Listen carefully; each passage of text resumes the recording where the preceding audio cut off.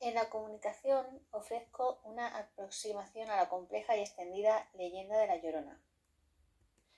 Los objetivos propuestos son hacer una relectura de La Llorona desde la etnografía y la literatura y profundizar en el sentido no solo literario sino también cultural de la misma.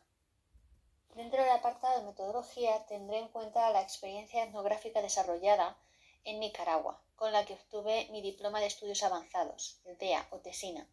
En dicha experiencia recabé distintos tipos de relatos tradicionales y paratradicionales de la literatura oral nicaragüense, como leyendas, narraciones explicativas y memorates, según Bonsaido. Entre ellos localicé testimonios sobre La Llorona. Para ello realicé distintas entrevistas en diferentes localidades del centro y oeste de Nicaragua, un análisis de los datos y posterior interpretación y conclusiones desde una comparativa transcultural. Realicé 17 entrevistas grabadas, 5 en grupo, 11 individuales, a 16 hombres y 9 mujeres. La mayoría de las personas entrevistadas tenían bajo nivel adquisitivo y medio-bajo nivel de estudios. El mayor porcentaje de entrevistados fueron jóvenes y adultos, y hubo un menor porcentaje de niños y adultos entre 30 y 50 años entrevistados. El ámbito de estudio se centró entre el centro y oeste de Nicaragua. Buena parte de los entrevistados vivía en Catarina, Masaya, San Juan del Sur y Granada. Voy a leer los testimonios. La Llorona, otra mujer similar a la mocuana, pero en la noche se escucha: ¿dónde están mis hijos? Grita: ¡ay!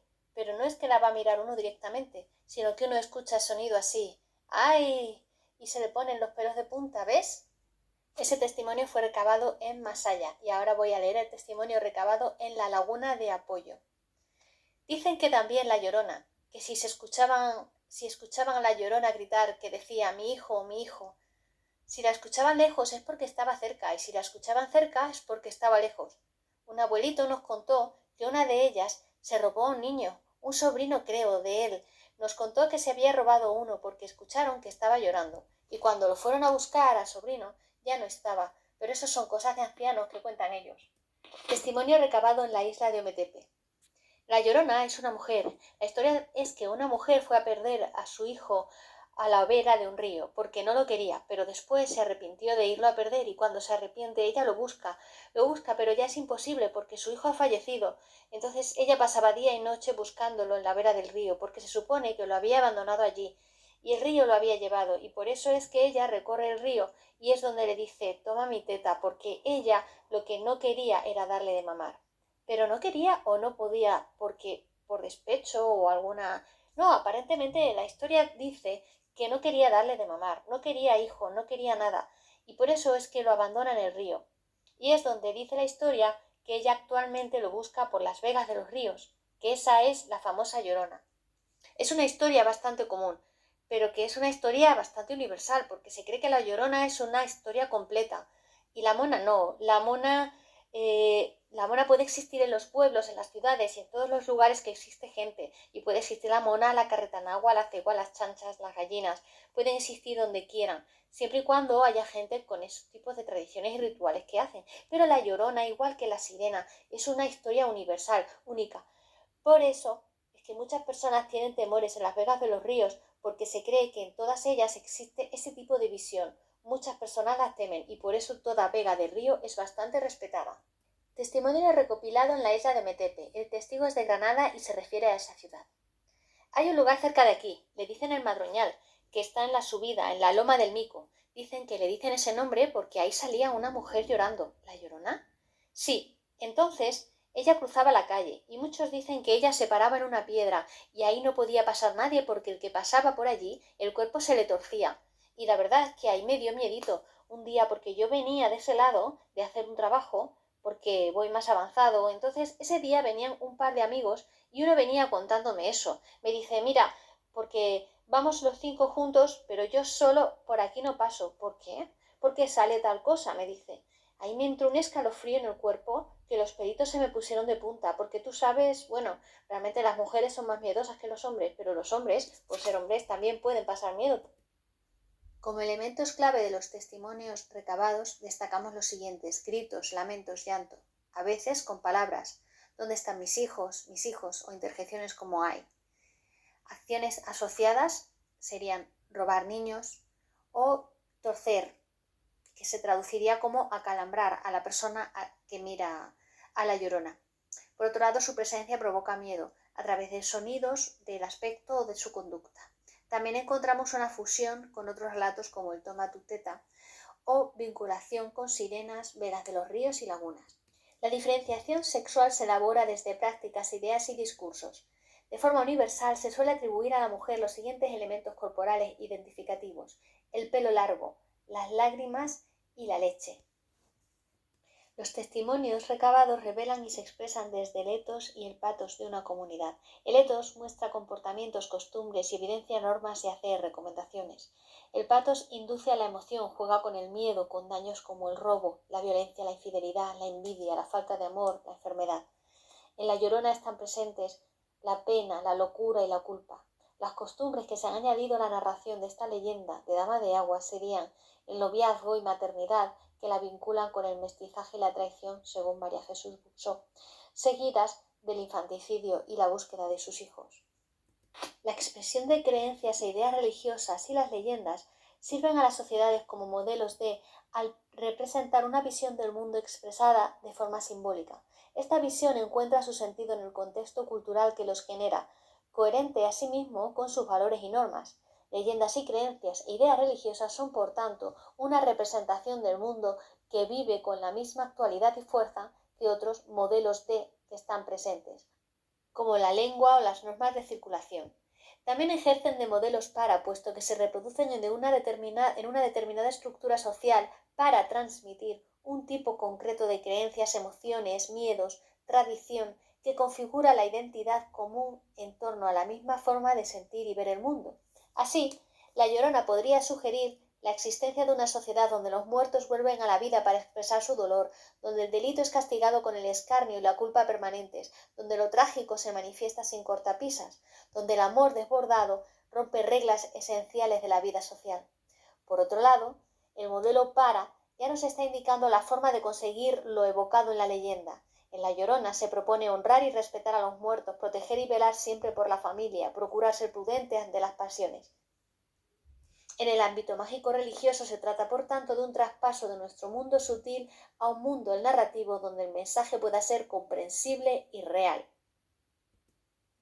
Recordar las entrevistas nos remite al conflicto latente que señala Víctor Turner con el circuncisor tembloroso de su libro La selva de los símbolos, donde apela al drama social y al concepto de liminalidad.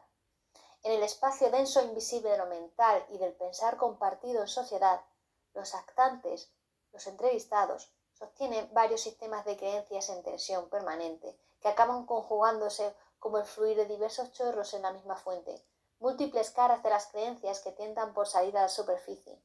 En La Llorona se da el añadido de la tradición del conquistador en el siglo XV frente a la versión esencial con los elementos literarios clave que señalaremos a continuación. La aceptación de lo que nos contamos y cómo lo hacemos no es ni mucho menos repentina, aun cuando resulta espontánea.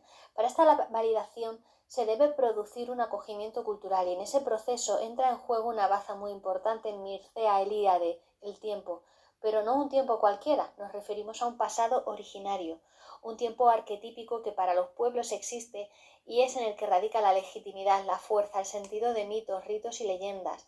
Las personas entrevistadas afirman que hubo un testigo del relato, un alguien remoto que vio lo relatado.